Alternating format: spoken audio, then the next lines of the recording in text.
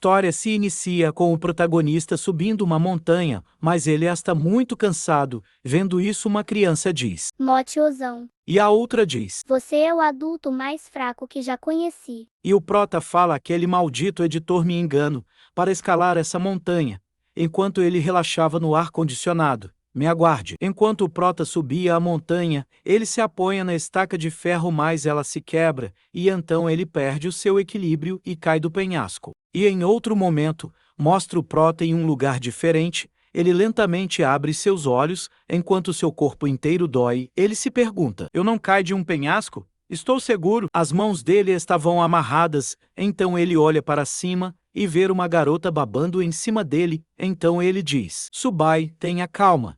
Ela é humana. Ela não vai comer você.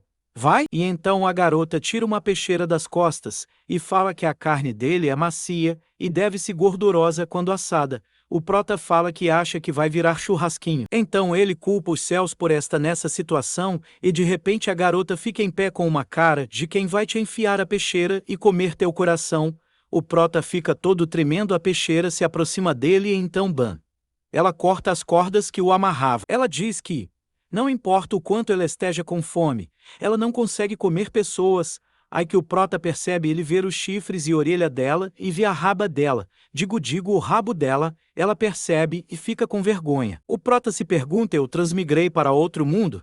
Então ele se acalma e observa ao redor dele. Ele vê ossos e uma fogueira. Ele olha para frente e vê a luz de fora e vai até ela. Ele olha para fora e vê uns cachorros e passarinhos correndo. Ele vê que os bichos estavam com roupas de pele de animal e folhagem e fala: eu transmigrei para um mundo da sociedade primitiva. Então o chefe pergunta qual o nome dele e de onde ele é, e o que ele queria na aldeia em Anlon. Então a garota e o chefe ficam conversando, mas o prota não entende nada, ele não entende o idioma deles. Garota pergunta o porquê dele não está respondendo, e diz que ele pode ter medo do chefe, que é o pai dela, mas o chefe discorda, já que ele é magro e delicado, e pode ser de uma aldeia grande, e diz que vai levar ele até o feiticeiro, já que quer ver o prota.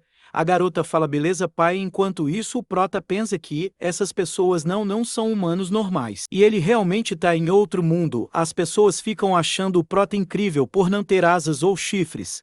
Voltando pro prota, ele pensa que ele tem que observar a situação com calma.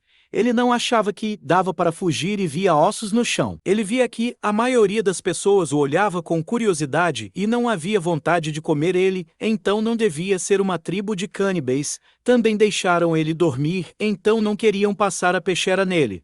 No caminho até a cabana, eles começam a falar com ele, mas o prota não entende nada. E olha aqui, eu já tô achando essa garota estranha. Ela não tirar as mãos do ombro do prota. Voltando para a história. O chefe aponta para a cabana, onde o feiticeiro da tribo está.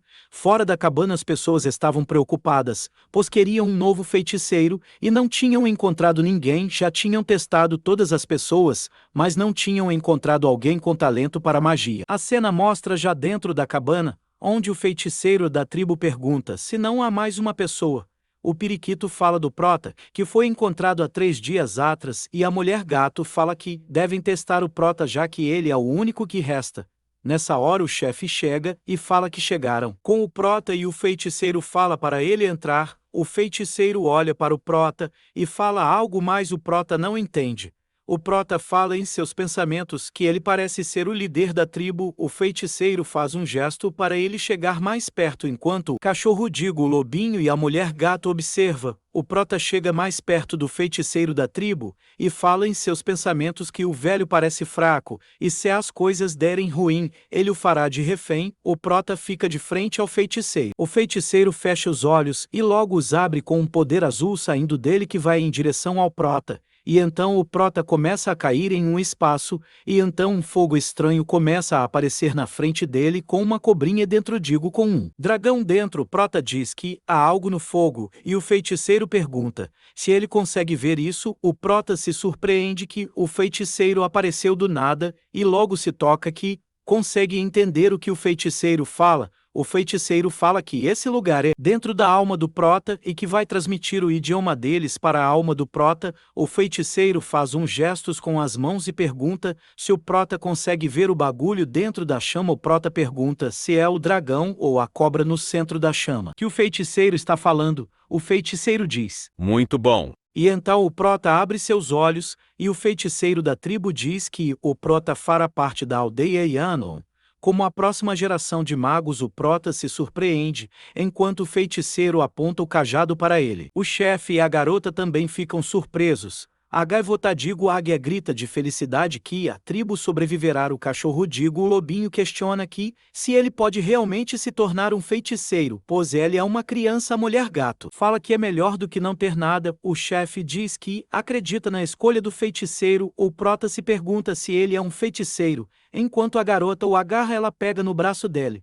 A cena muda já para fora da cabana. Duas garotas falam sobre ele. Uma delas fala que ele é a nova geração de feiticeiros, e a outra fala que o nome dele é estranho e se pergunta de qual tribo ele é. Uma mulher idosa fala que, enquanto tiver uma nova geração de feiticeiros, a tribo dos totens não será aleijada. As pessoas ficam felizes por ter um novo feiticeiro. O prota fala que, de repente, eles o transformaram em um feiticeiro e se pergunta se isso é uma coisa boa, enquanto ri de felicidade, com uma gota na cabeça. A filha do chefe diz: o grande feiticeiro escolheu você.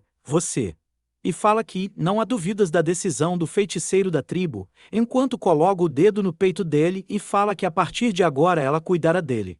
O prota pergunta se ela poderia falar mais sobre a tribo com uma gota na cabeça. A garota começa a explicar que a tribo é chamada de Yanon, e os totens também são chamados de Yanon, e fala que não pode descrever o aspecto de Yanon, e fala que o prota vai descobrir mais cedo ou mais tarde. Em seus pensamentos, o prota se pergunta: Yanon? E se pergunta se o que ele viu naquelas chamas era um totem. O prota pergunta para ela sobre como é dividido o status da tribo e que o chefe é claramente o chefe da tribo, mas ele segue as ordens do feiticeiro. A garota pergunta de que tribo o prota é e por que ele não tem conhecimento geral como esse. Ela fala que o mais forte de uma tribo é o feiticeiro, e sem ele a tribo é definitivamente destruída. O segundo é o chefe, o pai dela Yanku, seguido pelo capitão caçador.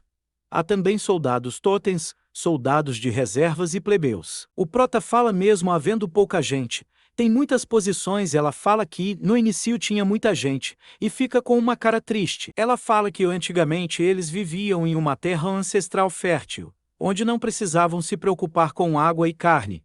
Eles eram uma grande tribo de 300 pessoas, 65 soldados e um único grupo de caçadores. Mas eles foram atacados pela tribo Cobra Negra. As lagartixas atacaram os campos de caça, e muitas pessoas foram mortas, e as terras ancestrais deles foram tomadas, e eles foram obrigados a migrar para outro lugar. Ela fala que quer se tornar mais forte e resgatar as pessoas da tribo dela e tomar de volta a terra ancestral dela. Ela quer se vingar dos lagartixas. O prota não diz nada.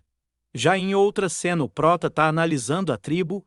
Em seus pensamentos ele fala que, claramente, coisas ruins estão acontecendo. Dentro da tribo, a maioria das pessoas são pálidas e magras, e eles estão desnutridos. O ambiente de vida é muito pobre, e as condições de higiene é ruim. Se um surto de doenças acontecer, vai ser um desastre. E ele pensa: isso é péssimo.